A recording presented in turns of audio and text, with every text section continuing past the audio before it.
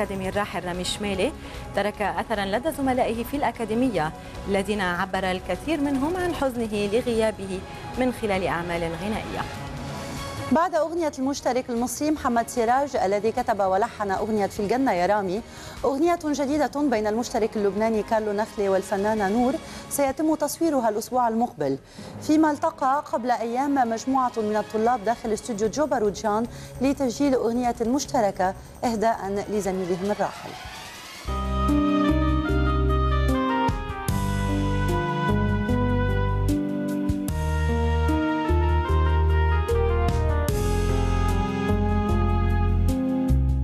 نسجل غنية لرامي اسمها رامي، هي ديو بين نور وكارلو نخلي اللي كان بستار أكاديمي كمان.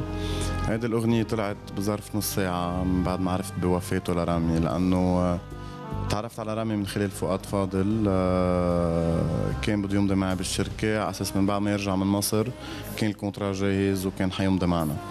فزعلت على الموضوع وما حبيت يقطع عندي أنا بالنسبة لي مرور الكرام، فقررنا نعمل هذا الديو وانكتب بظرف ربع ساعة وتلحن كله، كان العمل خالص بظرف نص ساعة من الأستاذ كمال قبيسي والأستاذ يحيى الحسن وتوزيع فؤاد فاضل. رامي يا غالي فقدناك ما أصعب الفراق، عهد علينا ما ننساك يا أغلى الأسماء. قبل كل شيء بدي اتوجه بالتعازي لاهل رامي، لامه ولاخواته والله يعزيهم.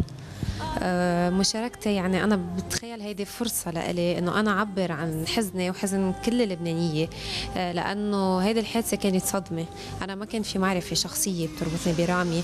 بدي اقول له لرامي انه ما شبعنا منه من صوته الحلو، كان بودنا هيك يبقى معنا أكتر، بس الأعمار بإيد الله، وبالنهاية كلنا رايحين بطريقة أو تانية. يعني كان موته صعب علينا وأثر كتير فينا، وهون كمان بدي أدعي له لمحمود بالسلامة.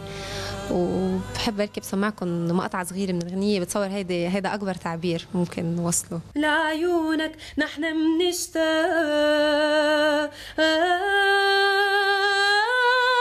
رامي. هذا العمل هو فكرة إلي الشلوح اللي هو مدير أعمالي، وأول ما عرض علي الفكرة حبزتها كتير، لأنه هيدي الغنية مش بس إهداء، هيدي الغنية عم نغنيها أنا ونور، بس هي الغنية منا لا لكارلو ولا لنور، هيدي الغنية لرامي، ولرامي يلي كل الناس حبته، وحبيت أقدم هيدا الشيء يلي هو منه شيء بس يعني طالع من القلب. صراحة رامي كان نجم لبناني من الطراز الأول، والعالم كلها حبته ومثل لبنان بطريقة كتير منيحة، وللأسف خسرناه بهالطريقة.